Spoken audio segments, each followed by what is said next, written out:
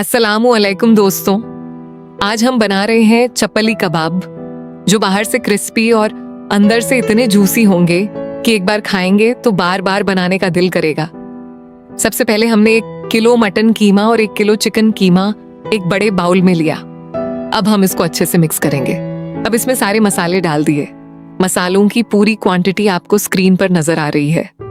इसके बाद हमने अदरक लहसुन का पेस्ट, बारीक पिसी हुई प्याज और बारीक कटी हुई हरी मिर्च डालकर अच्छी तरह मिक्स कर लिया।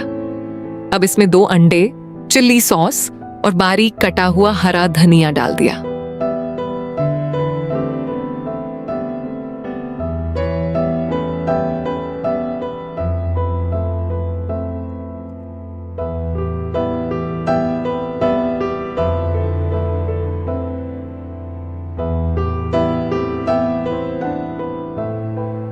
अब आता है सबसे इंपॉर्टेंट स्टेप। इस कीमे को सिर्फ मिक्स नहीं करना बल्कि हाथों से अच्छी तरह रगड़ रगड़ कर मिलाना है। जितनी देर आप इसे मिक्स करेंगे उतने ही आपके चपली कबाब सॉफ्ट, जूसी और मजेदार बनेंगे। मैंने इस कीमे को कम अज कम 10 मिनट तक लगातार अच्छी तरह मिक्स किया। हाथ जरूर थक जाएंगे, लेकिन यही इसकी असली ट्रिक है। अब इसमें 2 बड़े चम्मच घी डाला और साथ ही 1 नींबू का रस भी डाल दिया। फिर एक बार दोबारा अच्छी तरह मिक्स किया।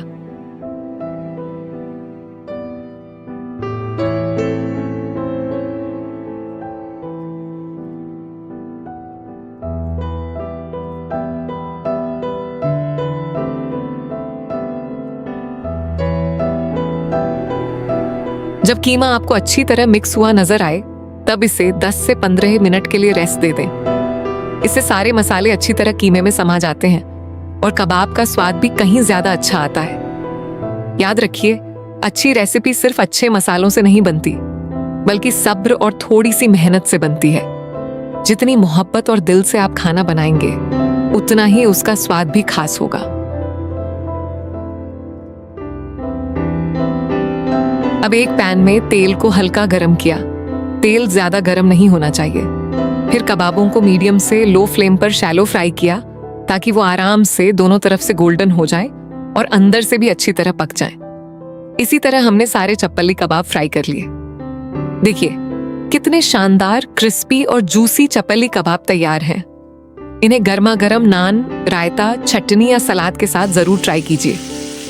अगर आपको हमारी रेसिपी पसंद आई हो तो वीडियो को लाइक करें, शेयर करें और ऐसी ही मजेदार रेसिपीज के लिए हमारे चैनल को सब्सक्राइब करना बिल्कुल मत भूलिए। अल्लाह हाफिज।